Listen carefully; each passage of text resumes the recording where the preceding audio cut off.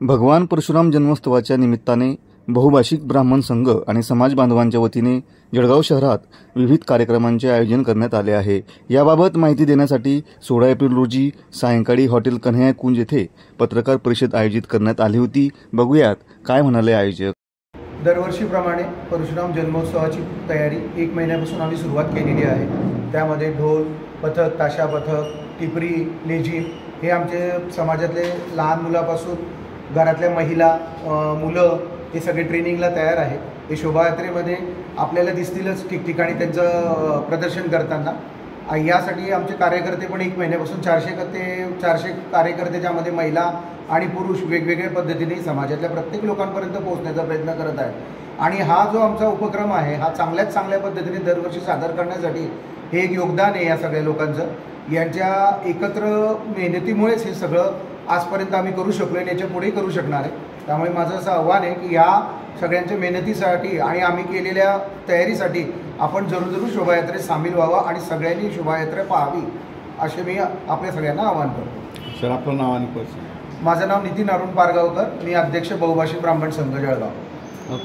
27 April रोजी सकाळी रक्तदान, दुपारी 13 तालुक्यांना भगवान परशुरामांच्या मूर्तींचे वितरण, संध्याकाळी समस्त देणगीदार आणि कार्यकर्त्यांचा सत्कार, त्याचप्रमाणे सायंकाळी 27 तारखेला रविवारच्या दिवशी मोटरसायकल भव्य दिव्य रॅली अशी ती केलेली आहे।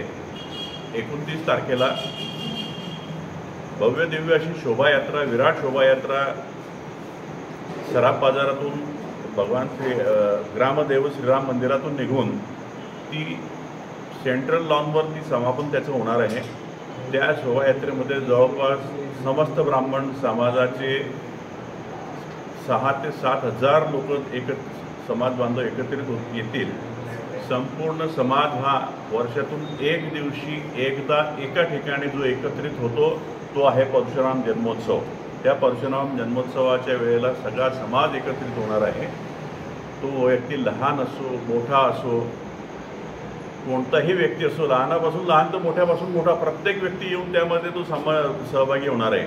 आपसातले हेवे दावे सगळे विसरून ब्राह्मण एकता सगळ्यांना प्रदर्शित करायची आहे।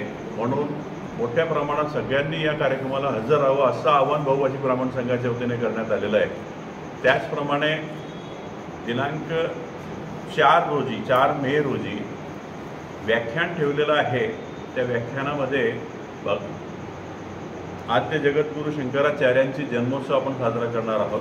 आद्य जगद्गुरू शंकराचार्यांचं खूप मोठं कार्य हिंदू समाजासाठी आहे।